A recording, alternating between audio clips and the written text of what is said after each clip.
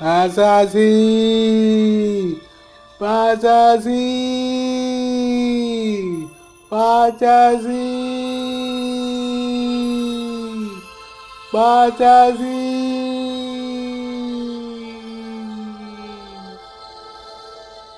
লোকটা ভয়ঙ্কর চেঁচাতে চেঁচাতে গুমটির পিছন দিকে ছুটে গেল। ধাবিত ট্রেনের থেকে এই দৃশ্য আমি চকিতে দেখলুম। কে বাতাসি? জোয়ান লোকটা অত ভয়ঙ্কর ভাবে তাকে ডাকে কেন?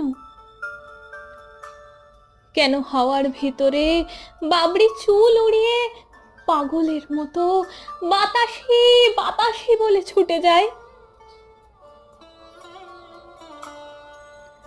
টুকরো টুকরো কথাগুলো ইদানিং যেন বড় বেশি গোয়ার মাছির মতন জ্বালাচ্ছে।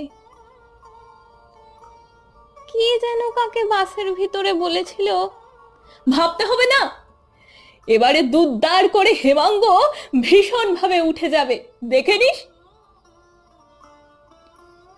কে হেমাঙ্গ?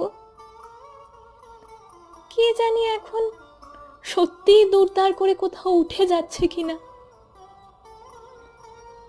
কিংবা সেই ছেলেটা যে ট্রাম স্টপে দাঁড়িয়ে পাশের মেয়েটাকে অদ্ভুত কঠিন স্বরে বলেছিল, চুপ করো, না হলে আমি আবার সেই রকম শাস্তি দেব।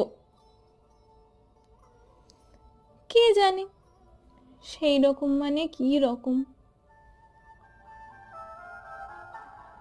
আমি ভেবে যাচ্ছি, ক্রমাগত ভেবেই যাচ্ছি, তবু গল্পের সবটা যেন নাগালে পাচ্ছি না।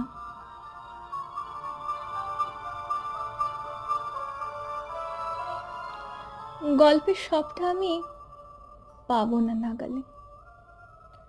শুধু শুনে যাব, শুধু এখানে ওখানে, জনারণ্যে, বাসের ভিতরে, হাটে মাঠে, অথবা ফুটপাতে কিংবা ট্রেনের জানলায় টুকরো টুকরো কথা শুনবো, শুধু শুনেই যাব।